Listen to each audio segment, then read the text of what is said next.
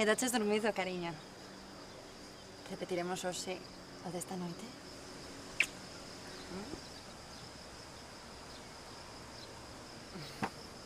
Volvo enseguida, eh? Vou a por algo para beber. Ti nin te movas.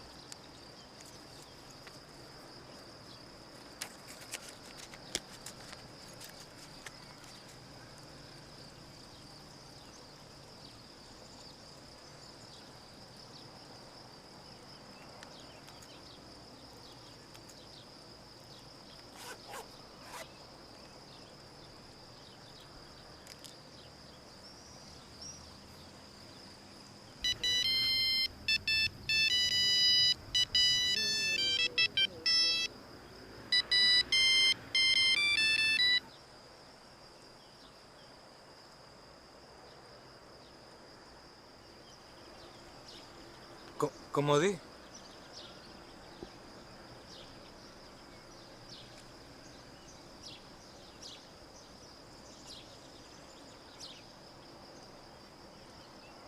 Vale, estaré listo dentro de unha hora. Ajá. Así que temos unha hora. E por que esperar ata noite? Imos aproveitar o tempo. Ata logo.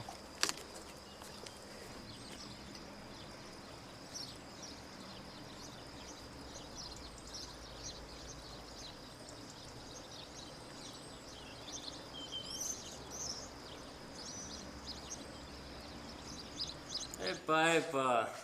Y para esta mierda te estoy pagando yo a ti, ese huevón. Mira, no está pinchado, pero ya, ¿eh? Este tipo se creía que esto se hacía solo, qué cosa.